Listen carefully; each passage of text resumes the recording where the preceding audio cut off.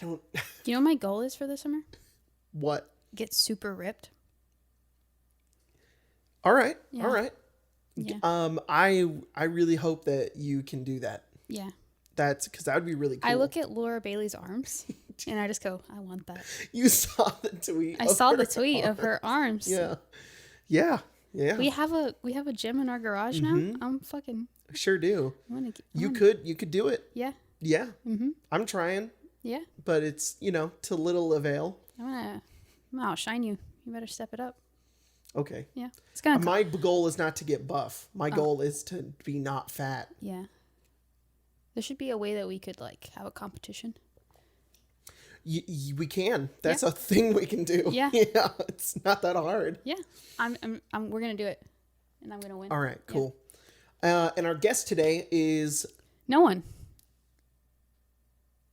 Because Jacob doesn't know how to ask people to be on our podcast. All right. You have to put me on blast. I'm gonna. We could have just lived our lives knowing that there was no guest. You didn't have to be like, Jacob, you idiot. But you are right though. Jacob I didn't ask anybody. And he'll be like, I'm thinking about having this, and this person all on the podcast in the next coming weeks. And I go, okay, you just gotta ask them. You can DM them on Twitter. You might have some of their emails. And then I'm like, all right, it's about Thursday. Who are we having on the podcast on Monday? And he goes, I forgot to ask. I'll ask today. And then it's Sunday night, and there have been no invitations. I get real busy. I also forget. You hear that? Jacob's sometimes we gotta have a little episode just you and me. Yeah, that's right. All right? Yeah. Just you, me, the boys, and Yeah. everybody else. And that's the podcast. Because today we're doing hot takes. We are. Again. And last time it was good time. But we are not going to acknowledge the enormous conversation that was held in our Discord about Rangers. No. Not acknowledging it. Not even going to, well, guess I just did. That was indeed acknowledging. We're not going to talk about it. We're not going to talk about how Rangers are a good part of D&D and why I enjoy the class and they shouldn't just be a subclass of another. They do have a good... We're not going to discuss it. We're not going to even think about it. Not even going to think about any of that. You sure? Yeah. So let's not do that. Okay. You're doing it. I can tell you're thinking about it. I mean, I'm thinking about my Ranger character, yeah. Oh, okay. Just thinking about characters that you've made that are Rangers? Yeah. Disappointing. It's life. Yeah, I guess it is. But life's pretty good right now, right? We are getting vaccinated, fully vaccinated. In 2 days. Mm-hmm. Remember when we started this podcast and you had COVID? Oh, yeah. And then we're going to end this podcast being vaccinated. Yeah. We're going to end the podcast? Yeah, this is the last episode. Aww. I decided right now. What about the 2 weeks you have to wait before you're like... Oh, damn it. I guess we'll have to have it. We'll have to do another episode. Yeah. Didn't even think about that. So, wow, we got a lot of comments. So I think my coffee might be a little bad. Is it not good? It looks a little chunky in the fridge, I got to be honest. No, it's that it's oat milk, so it kind of does a little bit of a... No, it's fine. It's fine? All right, I'm going to drink it and hope for the best. And then in 2 days, you have a stomach ache, and people clip this with the bum, bum, bum. Yeah, me at the ER. You're not going to go to the ER for drinking rotten oat milk. It's not even rotten. It tastes fine. Yeah. You just haven't had coffee in a while. That's fair. You drink Red Bull like a crazy person. If you look around our house, no, do not do that. Someone on the Discord. For those of you who couldn't see, Spencer almost just poured her Red Bull into her coffee. Why do I have both in my hands? Because I have a problem. Someone last week said, Spencer, you really should cut out caffeine. And it was last week. So we had woken up at like 8 a.m. to do the podcast with Z.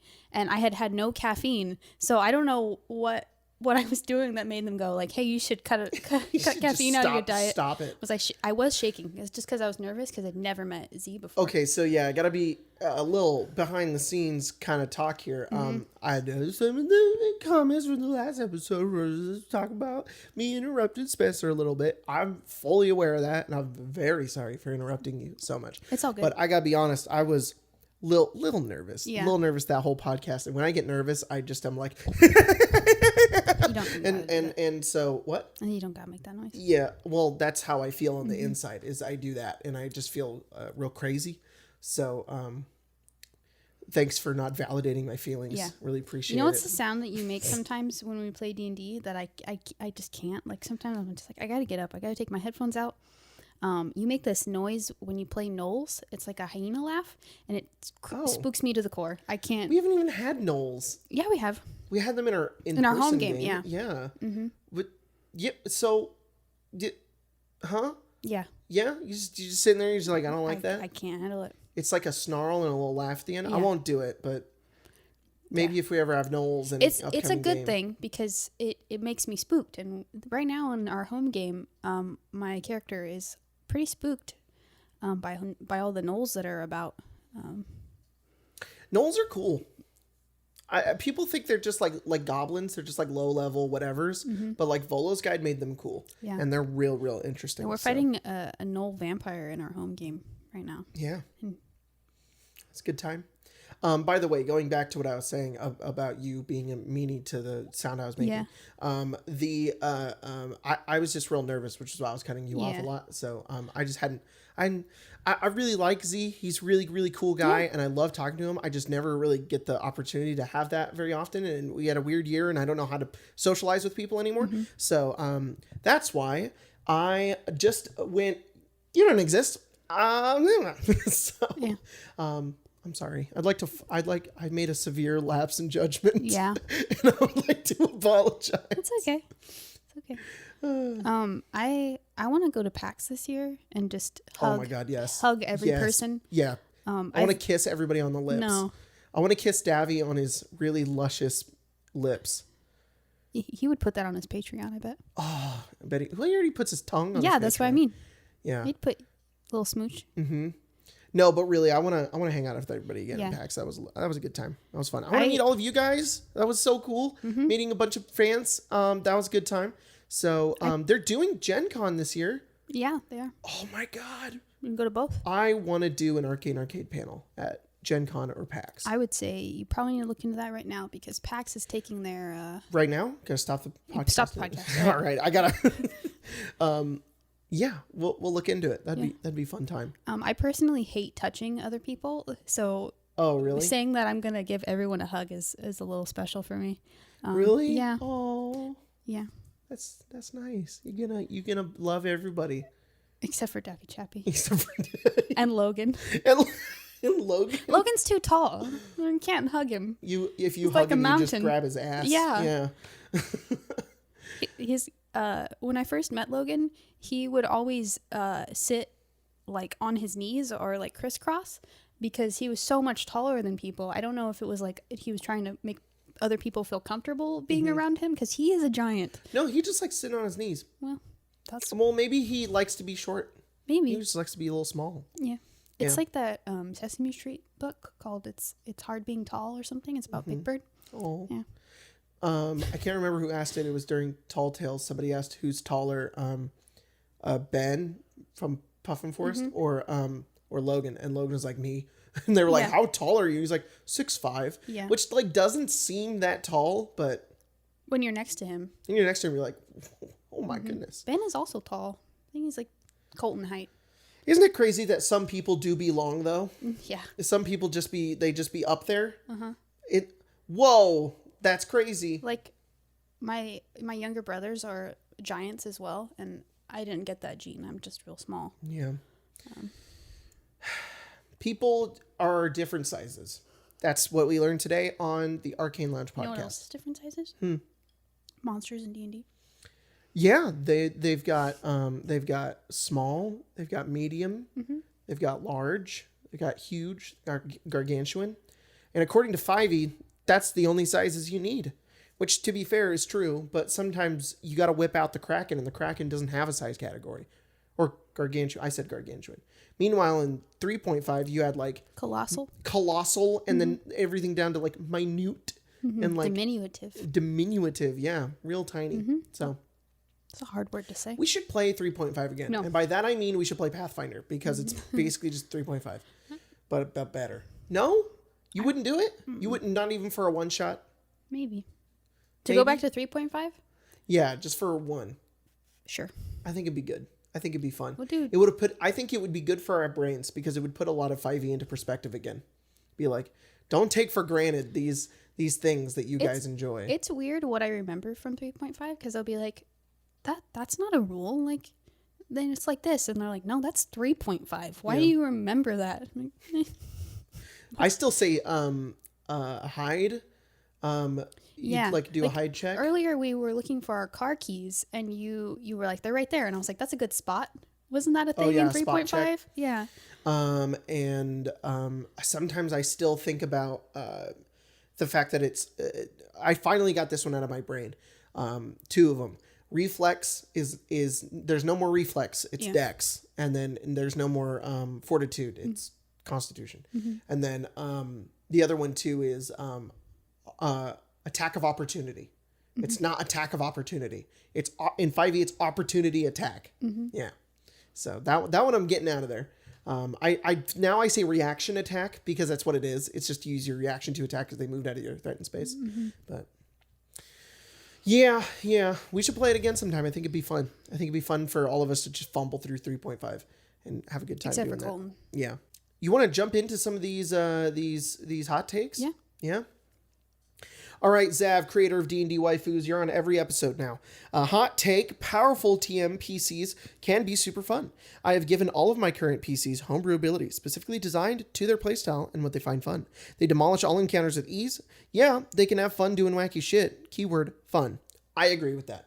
I agree that players being overpowered for fun is great. I think the other argument to that is when everybody else isn't overpowered or playing to be overpowered, and there is a person who is ignoring the creativeness of the game just to be overpowered. It's like, oh, I don't care about my backstory. I don't care about my character. I don't care about who I am at the table or how I would roleplay. I just want to complete this and be good at it, which is fun, but for some people that can be really annoying because a lot of us are making sacrifices and a lot of us are playing to weaknesses, and there's a person who's sitting at the table who just isn't doing that, and that can be annoying. I mean, if it's your entire table that just wants to kill stuff and get loot. Of course. Yeah. I've made some magic items in our homebrew game that I did Number Warriors as well that are like they're items that give you a little bonus, but they have a bunch of like achievements. And if you reach the achievements, you get an unlockable ability that you can use through it. So some of them, everybody has like 5. Yeah. And some of them are like reach 0 hit points so many times, kill a bunch of monsters. And then some of them are like challenges, like kill 3 monsters in the same turn without taking any damage in a combat. And then you get to like go invisible once per day. So those are, I have in experience have been, you guys really like them, so I want to put them more in my games, and I have a good time with them. So that's fun because everybody gets to be really overpowered with those abilities, and they get to earn them. So I totally agree that making your party really powerful and they just stomp anything they come across, that can be a fun game. Yeah, that the magic items that you made us also let us kind of shape what we wanted to do in the game because. We would have never had the vampire who went to the sun if you hadn't given us those. Yeah. We spent like 3 games trying to figure out how are we going to get Abdir to the sun so that he can, what was it, like he could change roles every day, like once a day, something like that? No, he was able to give 3 people the entire knowledge of everything in the universe. Just exploded their brains. Yeah, he misinterpreted it. He thought he would get like an intelligence of like 50. And I was like, no, you just explode their brains. Like no mind can comprehend that. Maybe beholders. But maybe not even a beholder. No, maybe I don't think anybody. Of the gods? Yeah, probably something like that. Yeah. So yeah, 2 gnomes in a trench coat asks, having ability score increases for races with the exception of mental scores makes sense because that specific race would be genetically better at that physical activity than another. Are you trying to tell me an average gnome would be stronger than an orc? Yeah. You can have, I mean, averages are sure, but I think it's dumb that you can pick you pick a race and you're just locked into what you chose. It's like, all orcs are strong is basically what that's saying. I know that the general consensus of this take is that most orcs are going to be stronger than the average human, I guess. So therefore they get a +2 to strength. The problem is sure, fine, but that's a specification that you're giving to every single person in that race. You're basically saying that all of them are like this and none of them can ever change. Now, yeah, you can have ability score changes that can change those through, but at that point, why not just make it fully customizable in the first place? Just make your character and make them who they want to be. You can say in your world, gnomes aren't always as strong as half orcs, but as a D&D character and as a game about choice and as a game about you kind of creating the person that you want to create, it's redundant, especially when you have point buy. Because to me, it doesn't make sense from a mechanical point of view, because it's like you're going to make your scores anyways, and then it's just going to get modified by this, but then you can just kind of change it later. Yeah. So why not just give everybody the ability to pick whatever they want? Why do you have to adhere to your race? It's ridiculous. Yeah, I feel like they're just giving more options for creativity. Yeah, and what's you no longer have to go, okay, well, I'm going to get a +2 to my strength because I'm playing this race. So I want to be kind of weak even though I'm this race. So I'll just put my dump stat in it and it'll still get bumped to like a 10, but you don't have to do that anymore. You're just like, I have an 8 in this and I'm a weak orc. Exactly. Yeah. I've done that with myself, but to me it's a person by person thing. Yeah. I don't like the idea that every single being that is an orc is strong. Like that's a blanket term, and you can call it whatever you want to call it. It can come off as a little racist, and it's just kind of like this is blanket, and this is kind of dumb that everybody thinks this way. But I did do that with Damon though. I have capped out his intelligence at an 18 not because of who he is or the fact that he's an orc or whatever. It's just I think his mental capacity couldn't go above an 18 unless it was a 20, because he's a bit older. He's of what he studied, and also I kind of wanted to challenge myself and not put a 20 in intelligence playing artificer. I wanted to branch out into other things, so I put points into strength or maybe constitution or things like that. And Damon is also not a very typical orc. He was born differently. He had a different growing up, and he was different than everybody else. But it's dumb that I would be forced into having a good strength. Like, sure, I do have that, but what if I wanted a good dex? No, you're an orc. You can't have that. Okay, fine. I guess I'll just have a less than average dex because that's not allowed. Yeah, and now you don't really have the situations of like a player going, well, I want to play a rogue, but this race doesn't get a good dex, so I'm just going to play an elf even though I didn't want to in the first place. Yeah. And you can just, I'm a dexteric half orc, and I'm gonna have some fun being a rogue. Exactly, it's a good time. And you don't have to play with the rules. Like, I'm sure you could still just use the OG rules. Yeah, of course you can. Oh boy, here we go. KCA Knight of Autumn says, I like alignments. Restricting yourself to role playing and take sorry, I messed up reading it. Restricting yourself to role playing and take actions, even ones you personally want to do or wouldn't do, can be fun and add tabletop experience. Alignment is just simply a way to organize a character's beliefs. I don't disagree, but I think there are situations where it's like, oh, well, I'm playing chaotic evil, so our job was to find this lady and take her back to town, but she says things that I completely disagree with, so I think she should die. Or just completely throwing off a situation because that's your alignment. It gets to the point of, oh, well, I'm just playing my character. So I think just there's a limit to your alignment, and I'm not with taking 20 Cody on this one, where it's you should not have alignment in your games. Yeah. But also, I agree with you. You shouldn't let it rule your... It also should not be a major rule that you bring up every game. I think personality traits, ideals, bonds, and flaws are much better for fleshing out your character. Yeah. And I know some people didn't even play with those, and they just like to make whatever they want. That's perfectly fine too. I think people are much more complicated than a 6-grid scale, but I also think, and I think everybody agrees due to all of the memes about them, alignment's kind of fun. It's kind of cool to see like where your character sits on this morality chart, but you shouldn't stick to it. You know, it's fun to talk about how Thanos would be chaotic good, and maybe my character would kind of be on that. It's like a personality test, you know, but never ever. And there's very few things in 5th edition that even use alignment as a base. They just kind of mention it and that's it. But yeah, I think alignment is all right, and it can be kind of fun for determining your character's kind of space in it, rather than it ruling over who your character is. Something that I do at the end of like each arc in a game is I go back and I look at like my personality traits and maybe even alignment if we use in that game, and I change them if I feel like they've been changed. And so I think if you're gonna let it rule your character a little bit more, you should also maybe take that into your game, because people change. Yeah. And for some people, it helps them kind of flesh out their character too. Because I've had characters who are like, my character is very chaotic neutral, and I'm not going to be like, fuck you, I don't play with alignment.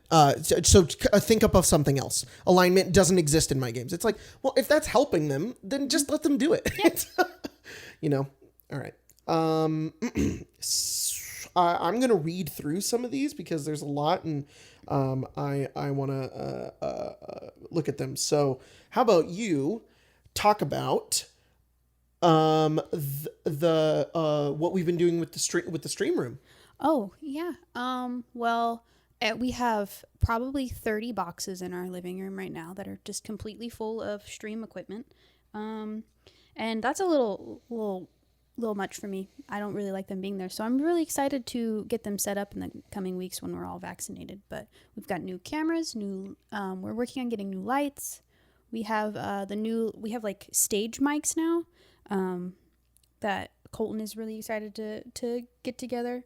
I've been decorating like a mad woman. I made like a little adventuring board type thing with moss and stuff. I think that came out really well.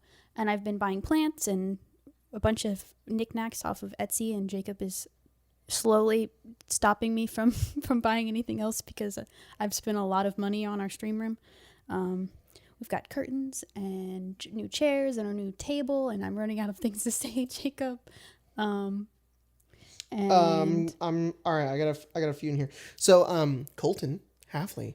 Thank you for talking about that. Really appreciate it. You're welcome. I was able to read through some of these and got some good ones. Yeah. And some of them you are gonna be like, you're gonna be like maybe like that. You're gonna look like that guy. I'm gonna look like Flynn Rider. Yeah. Colton asks, has there ever been a character as a player or event as a DM that you wish had a different end, such as a story arc finishing in an unsatisfactory way, or a character dying / becoming something you didn't want? That's a good question. And I think not only is this a good question for us to answer right now, but it is a great question for all of you DMs out there to ask yourselves and your players. I would say probably the ending for Amber Warriors. For my character personally, I feel like the ending for the game was really great, but we ended so rapidly that the story that I wanted to have for my character didn't happen, and I had to write it up for myself to feel like their story was complete. Mm-hmm. And that kind of was lame, but that game was just so on and off that it was so hard to kind of really come up with an ending, and then it kind of bled into Immortals, and then that really was the ending. The like other people in the game, by other people I mean towards the end it was mostly me and Marshall and Tim playing that game, and sometimes Colton and Angela, but towards the end it was like Solomon, Abadir, and Lander are like the main characters in Ember Warriors. And Abadir and Solomon kind of finished up their arcs. And by the time it got to like, oh, well, maybe we can do Lander stuff, it was like Immortals crap is happening now. And then the game kind of just ended. So I would wish to go back with those characters and maybe finish something up, but it can't happen. I wish I could have played out Ket and Cindrix. Yeah. I would also have to say Ket. It always sucks to die. Yeah. But especially in a TPK, I am always cool with my character dying and then the story living on. But when it's a TPK, it's like, that's it. The adventurers met their end there. And then we came back and then we didn't really get to finish it up. Yeah. And I probably both of those characters, I really wish I had so many more ideas and so many more things I wanted to do with them. I got to do a lot of what I wanted to do with Ket, but especially with Cindrix, I didn't get to. And those are my characters that were in Tesseract, which was Logan's game that he ran on Arcane Arcade. But other than that, I haven't really had a campaign that went away that I didn't like it to. Maybe Saltmarsh. That's just because I didn't know what the book was when we were playing it, and then I assumed that it was going to be like a seafaring game, and then it really wasn't, and that kind of sucked. I kind of wish that it was more about seafaring, but it is what it is. Yeah. It was still a fun game. It was a good time, but yeah, that'd probably be it. Did you I don't know what I was going to ask there. Oh, did you like how Vincent ended up? Yeah. Yeah. I feel like that game ended very well. Thanks. I'm glad it ended well. I would like to say that I would love to know where Vincent is currently, but can't always get what you want. Yeah, that's true. Mysterious Watts asks, as Tomb is in its last 3 to 5 episodes. I say because I don't think that's even true. This dungeon is so big. Yeah. 5 would makes me go maybe. We're worried that we're gonna come back to the table. We're gonna start playing it in person. Yeah. Because it's taking so long. But no complaints here. I love running it. As Tomb is in its last episodes, what's your advice when it comes to running the module, particularly on running the hex crawl Omu and making a Sarek show up and be mentioned and alluded to more? Love this question. Do you have any advice as a player that you would have liked to have seen more of, that you would have liked to have just things that you think could have made it better? I underestimated how long this one was going to be, just because we started over leveled, and I know that we skipped a bunch of crap because there was stuff we had played this game probably 4 years ago with Logan. We played probably 2 or 3 games, but there was stuff in that I remember, and we never went to it, and we never did. Yep. So I think just let your players know that this is an incredibly long game, and there are going to be a lot of games that are like you're doing the same thing every game, which I struggled with and was like, hey, is there any way that we could speed this up? Because I can't sit in a dungeon for another 2 games. So yeah, just let your players know what to expect. And I feel like with any game, that's a good thing, because that was an issue on Saltmarsh, was we thought we were going to be little piratey guys, and that's not what happened. We also had like a 5-game dungeon crawl in that game. Yeah. Which... my brain can't handle. That's why we're never doing Dungeon of the Mad Mages. As a player and as a dungeon master, love dungeons. Yeah. And that's just because I'm a gamer. But also, I think I like the element of the jungle being very dangerous, and I feel like we got a good taste of that, but it wasn't as bad as I thought it was going to be. But it might just be because we were over-leveled. Yeah, you guys not only were over-leveled, but you avoided every dangerous area. Because we were probably a little over-leveled. We could just... And it was, so the dangerous areas where a lot of things are, this was a problem. It wasn't actually really a problem. It was fine. But the jungle was never dangerous to you guys because you played it so well. Especially Craig as Tiff, navigating you guys through the jungle, carefully skirting around the undead portions, pushing you guys directly towards locations that you needed to go to, getting out, going on the boat, and whoops, sorry, the audio. The boat and going around, and then coming to the other side, and then carefully navigating down into areas that you needed to go. Yeah. Normally, you don't have this option. Normally, you can get a boat and sail to other sides of the island. I would just say from DM perspective, if you're going to run Tomb of Annihilation and you have like a fresh party that doesn't have a giant boat like Gina did, which I didn't want to just remove from her character at all. And I was perfectly okay with it. Don't give them a boat. Let them walk everywhere, and the jungle will become very, very dangerous, and they will become very, very desperate. I think I would add a couple of things to make it a little more fun. First of all, I would give them I wish I would have given you guys a kind of recall teleportation to Port Nyanzaru. Maybe 3 times through the entirety of the adventure, I would have given you guys the ability to teleport to Port Nyanzaru and only to Port Nyanzaru, just to kind of go back and reset. And that's something that I would do, because walking to somewhere is a lot of fun. Walking back can be very tedious and not very fun. Mm-hmm. So if the players just want to go back at some point, maybe give them a magic item. It takes 10 minutes to cast, so they can't bail in combat, and they can teleport back to Port Nyanzaru. I think that would make the game more fun. The other thing I would suggest would be to remove the ticking time bomb. If you want your players to explore Chult, remove the ticking time bomb, because they're not going to want to explore it at all. And what's great is that's what Icewind Dale has done. It's made a really great big world and places to explore, and it's removed a need to get to the Tomb of the Nine Gods and beat it as soon as possible. But I think if you did that with Tomb, it would be better. So the Soulmonger is important, and it needs to be at the heart of the story. I think it should be a little bit of a hidden thing that ramps up towards the end of the adventure instead of it being the primary reason for the adventure.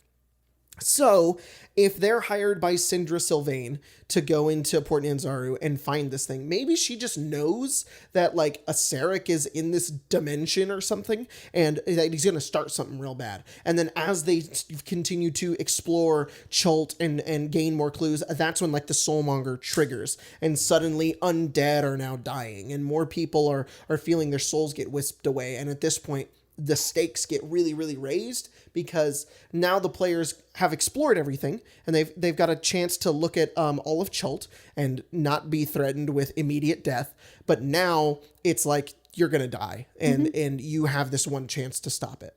I would speed up Omu.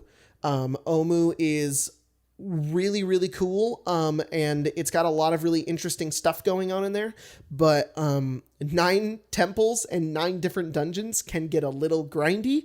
The book suggests, spoilers for Tomb, by the way, the book suggests that you have Rosnasi or the Grungs or the Tabaxi in the city or the Red Wizards have some of the puzzle cubes. I think that they should have like all of them, and your players get 2, and then they have to retrieve the others from either from Roz or from the Red Wizards, and that should be it. Because a lot of those temples can, unless your players really like temples and they really like going in dungeons, they can get a little stale after a little while, because it's like, go in here, find the thing, get the so far, I don't know yet about the Tomb of the Nine Gods. As far as we are right now, I'm liking it a lot more than I thought I would. It's ridiculous, and I think that's why I love it so much. It isn't like it starts off like this is the Death Tomb, and then it kind of slowly becomes like a Sarek's Funhouse. And like, that's what's really great about it. I know we've had a few moments where we've gotten pretty frustrated at like puzzles, but we've still managed to make it fun. Yeah.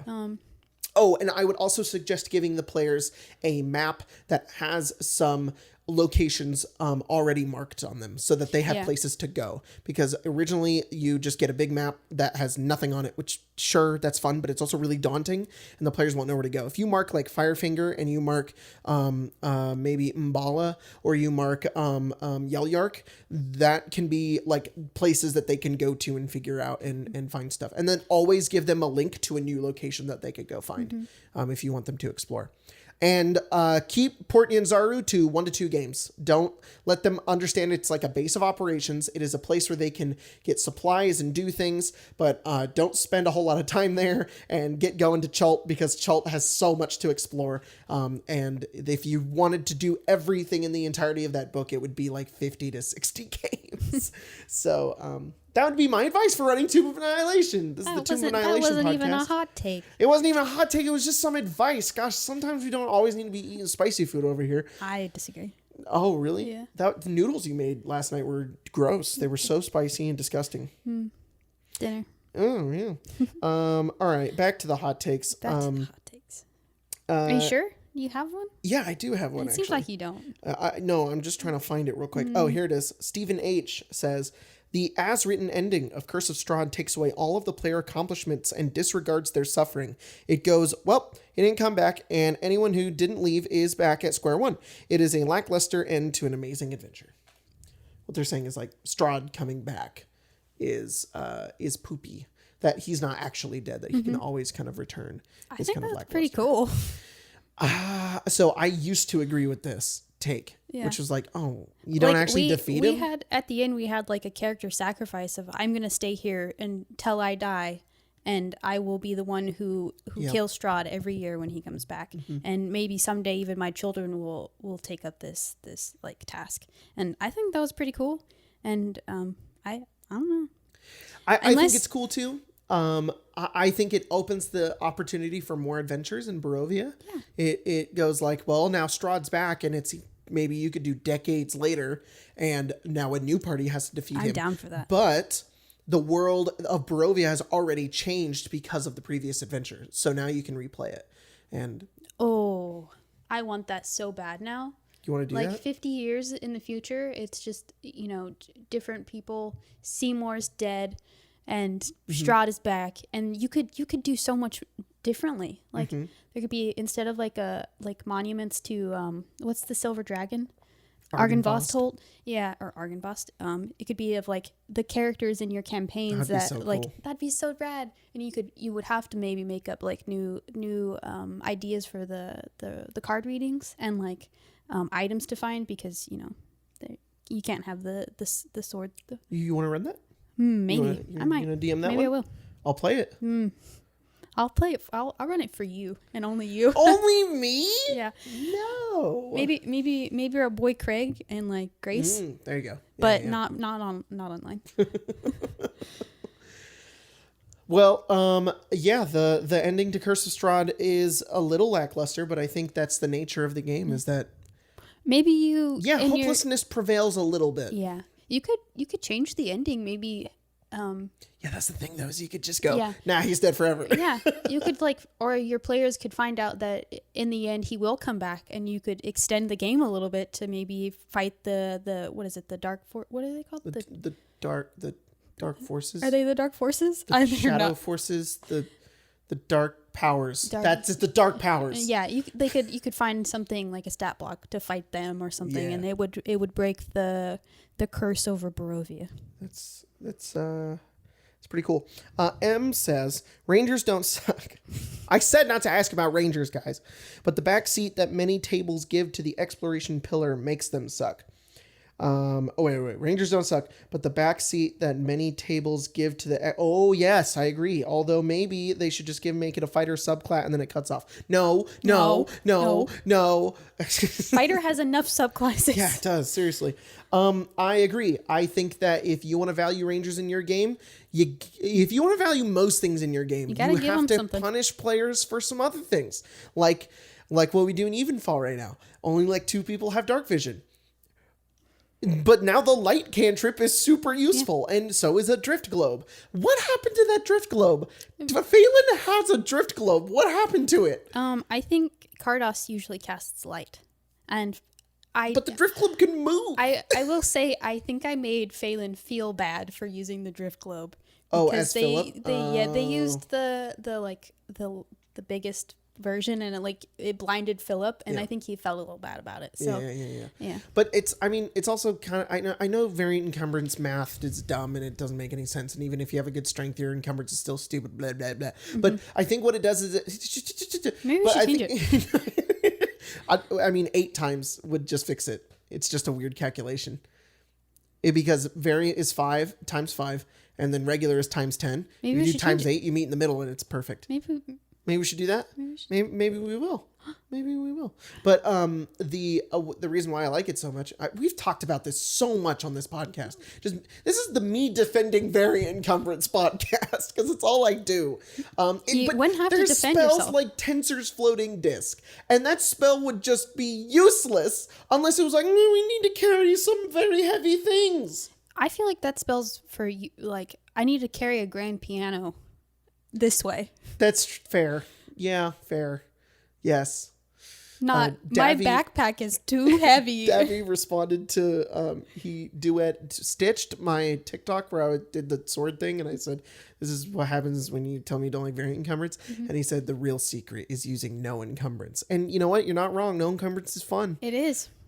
I carry 80 arrows in this game. All right, we talk about this too much, so we're not going to talk about it. Rangers are cool, and also, yes, you need to make exploration an important part of your D&D games, because D&D games are split into 3 pillars, which is combat and roleplay and exploration. And if you make exploration too easy and you just go, oh, you find the thing, and here's the thing, and you don't get to find the thing, then Rangers are basically useless, because tracking is useless, and also there are other parts of D&D that are useless. All right, I'm cutting you off there. No, I was going to cut off myself there anyways. Too bad. I did it.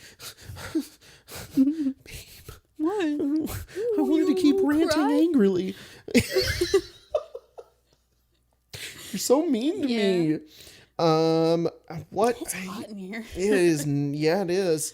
I think that one NPC says, I think warlocks should be able to choose intelligence as their spellcasting stat instead of charisma, and pick between them depending on which one you want. Okay. Well. Cool. We'll just move on. I guess we're just moving on. Ben Essex says, martial characters aren't underpowered at higher tiers of play. So I'm doing that thing where I read words, but I'm not actually reading what it is. Okay. Martial characters aren't underpowered at higher tiers of play. You're just not designing your games as the rules intended and let casters supernova every fight. What does that mean? So there is a consensus among many D&D players that at higher levels, classes like a sorcerer and wizard and warlock and druid and cleric are far more powerful than a level 20 fighter, let's say, or a level 20 barbarian. I think they're powerful in different aspects. I agree. You can smack a wizard at level 20 and they'll probably die if you hit them hard enough. But you smack a fighter, they're going to stay up for a while. That's what this person is saying, and I have to agree with them that the martial class, I think the classes are pretty well balanced. I think that some of you guys are just really bad at designing encounters. I remember you struggled a lot in Sunder with giving us a combat that could pose a challenge to Olivier and Zephyr, but wouldn't kill like me and. I struggled with that for a while. That was pretty bad. I just discovered. I just figured out you just need to have like a tiered encounter. Yeah. You just need to have bad guys that they can fight, and then bad guys that these guys can fight. So Vincent and who else? Fee and Turk, who are pretty strong. They could fight little guys. And then Zephyr and Olivier could fight really big guys. Or if you've got spellcasters, put ranged little guys in your game. Sure, they could get magic missiled and killed, but then the wizard is going to spend their turn attacking those things, while the fighters are going to be fighting the big chunky pit fiend. Yeah. So and I think towards the end of Sunder, you realized that everyone in that game had a weakness and you knew how to exploit it. Except for Class. No, I found that one. Well, Titivulus. Finally found it. Titivulus was able to to bonus action teleport. Like, no, he was able to teleport, throw his voice, and be invisible. And Class could just never reach him. That was a horrible fight. It was so fun for me. Vincent was hard to kill. He never died. He's the only character in that game that never... Start giving Devil's Counterspell. Yeah, sorry about that. It's all right. I deserved it. Yeah, you sure did. Artemis Knows Too Much says, why must I be cursed with knowledge and indifference? Why must I... Oh, wait, is this just a response to... To what?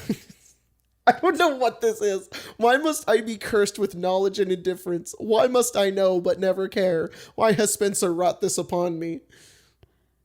What does this mean? I don't know. What did I do, Artemis? I'm very sorry. Why you say sorry to Artemis but not to me? Yeah. Guess we know where your allegiances lie. Yeah. Guess we know Yep. Guess we know what side of the fence you sit on. The gay side? All right, let's do genre jar. We don't do genre jar. We don't have a guest. Yo, come get the damn genre jar. You didn't even compliment my new plant. How dare you? I do. I love that. Yes, I did. You didn't do it. Earlier I did when we were setting up. Yeah, you did it on stream. I don't like that we make this. I don't like that our character on the Arcane Lounge podcast is that we're like an unhappily married couple. I love Jacob very much. I just want to point out that last night we made pizzas. We did. And we watched Howl's Moving Castle. It was so good. I'd never seen it before. It was really great. Yeah. Yeah. I didn't like Howl's Moving Castle that much. I loved I'm it. really It was sorry. so sweet. It was a good movie. It's just not my favorite Studio Ghibli movie. So Is it Ghibli or Ghibli? it's I've pull heard some both. from genre jar. I read this one, but I'm gonna act like I didn't read it, and we can answer it. Wait, what? It was unraveled, Well, then pick a different one. but I want to read this one. Now you're cheating at genre jar. I saw it in the jar. right. We'll do Top two. 5 most attractive people. Yeah. Oh my lord! Why is I noticed Arcana's still up here. All right, most attractive people. Top 5. That's where we're. I don't like this game. I don't like this game. Because I don't find that many people extremely attractive. I find most people attractive. Right. We just need your top 5, Jacob. It's so hard. There's so many. You can say Davy Chappy if you want. Oh. You See, hear I that, don't Davy? like this game. You hear that, Davy? You could just come on. You can Davy come doesn't sit on listen my to this. lap. He doesn't. Yeah, that's probably true. It's okay. We can say whatever we want about Davy Chappy. I love you, Davy. I super love you, Davy. I'm so. Kiss you on the lips. Oh. All right, I'm gonna leave now. No. I'm kidding. No. I'm kidding. Okay, number 1. I already know yours. This is easy for you. Yeah. Yours are Donghole Gleason. Donald Gleason? It's pronounced Donal? Fucking Hux. Yeah. Hux. He's very attractive. Not as Hux, as himself. Or maybe a beard? He needs a beard. Or maybe Bill Weasley. Bill Weasley! Now I know why you're dating me. Oh. All right. I know Sebastian I'm not Stan's dating up there. you. I'm married to you. Yeah, I forgot. Yeah. I know Sebastian Stan's up He there. is. Shoot, man. You're forgetting my number 1. Elizabeth Olsen? No, she's up there, but she's not my number 1. Is Jesus? Mm-hmm. Yeah. Is it Jesus and God? Yeah. Those are my number 1s. Okay, good. I don't like that you've been really into Zemo because of Falcon and the Winter Soldier. That's got to stop. We gotta put a stop He's to so that. goofy. He is real goofy. He's also a war criminal. Yeah. I love his character. Yeah. He's doing. Oh God, Falcon and Winter Soldier is so good. good. So good. Oh my God. Oh, I just finished episode 4. Holy shit! I'm so excited. Yeah. Okay. Anyways, do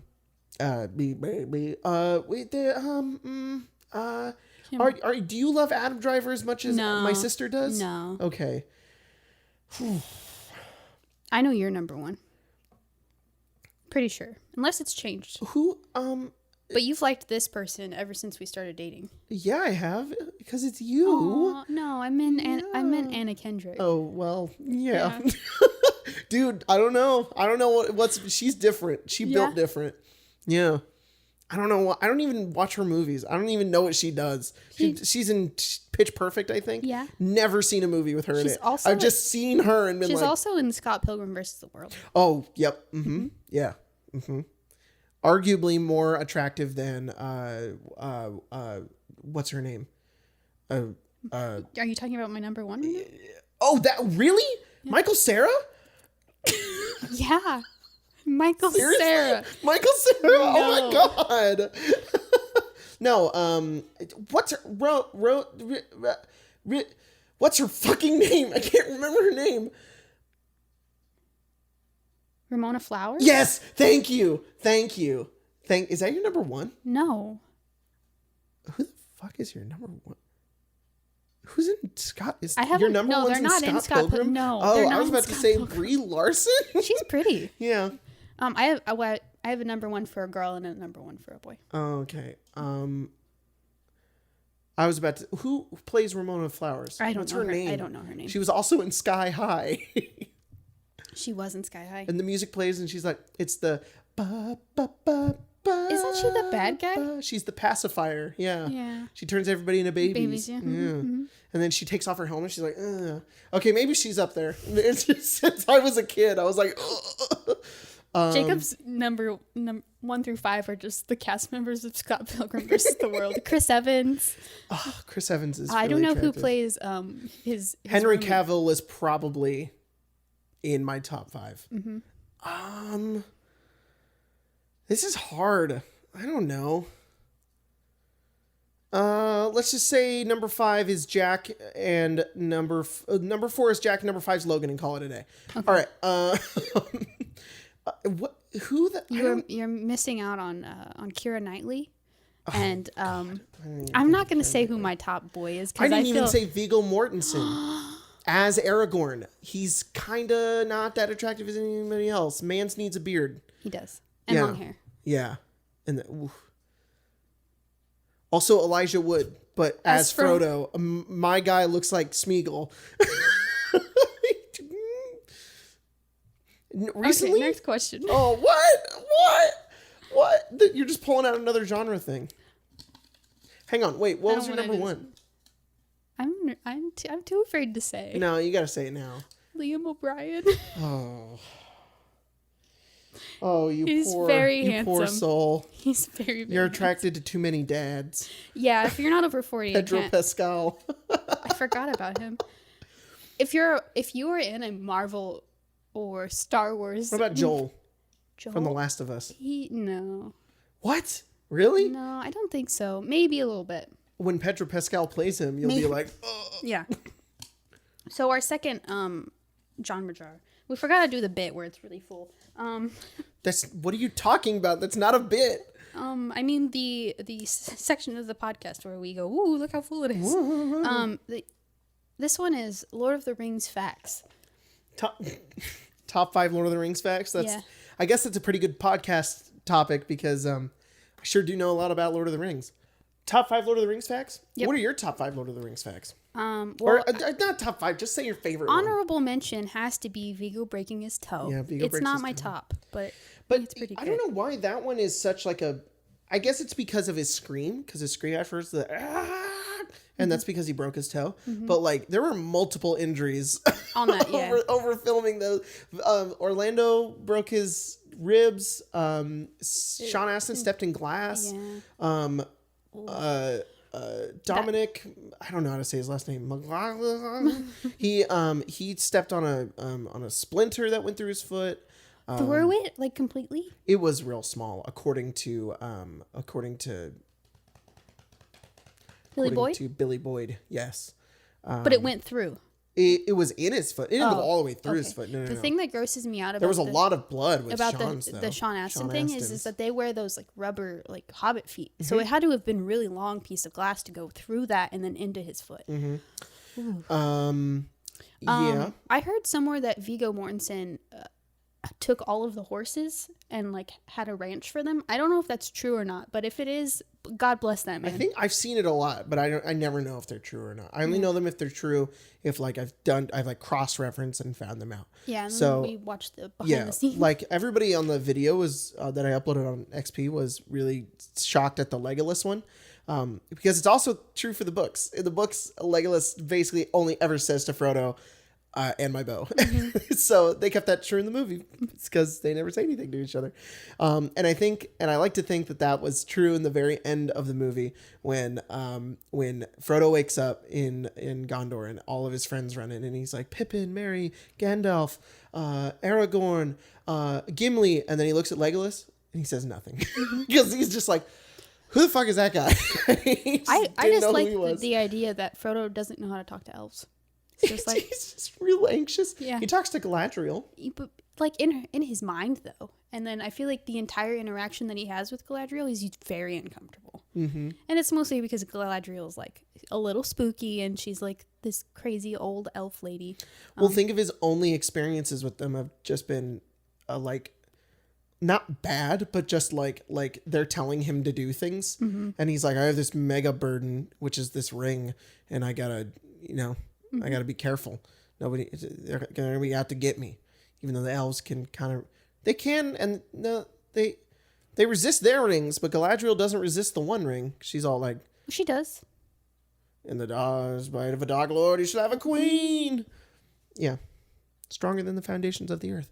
I like the fact that oh god, there's too many. Yeah, there's a lot. I like that Legolas one. I think that one's fun. Mm-hmm. I like that all of them got tattoos. Yeah, the members of the Fellowship all have tattoos. Yeah. That says except 9 for in Elvish. The actor who played Gimli, he didn't get it. John Rhys Davies. Yeah, he was old. His stunt double got it. Well, his stunt double was with them more than him.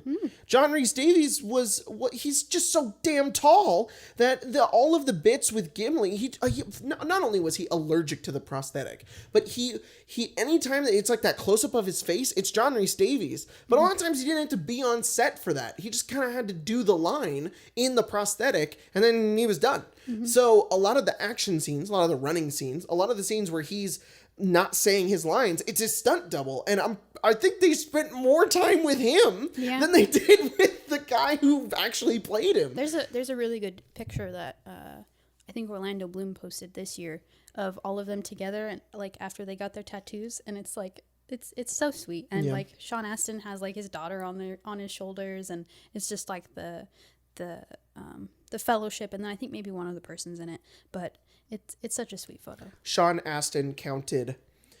They had to get up early to put on their prosthetic feet, and that was the first thing they did in the mornings. They would put on their prosthetic feet, and they had to stand while they did it because it wouldn't set right if they sat. They had to stand. Mm-hmm. So every morning they would get up really early, and they'd go over to their little thing, mm-hmm. their trailer. And they have to stand there and have the prosthetic put on, which took about an hour. And Sean Astin hated it.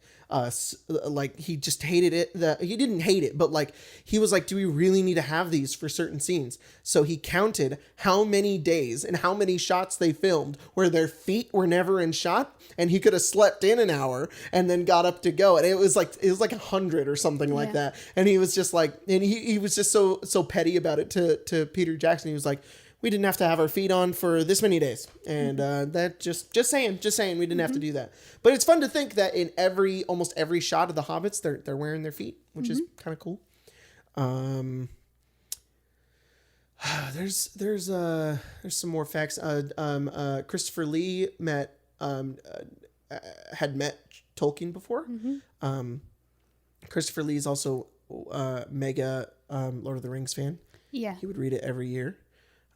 There's a bit in the like behind the scenes stuff that we have where he's doing like an interview about the movie, and he just quotes what the ring says in what is it? It's not Elvish. It's in it's Mordoran basically. It's the Mordor the black speech of Mordor. He just knows what it is off the top of his head. He's like, Such a cool guy. Yeah. You know my last fact is? What? Is that this is the end of the podcast.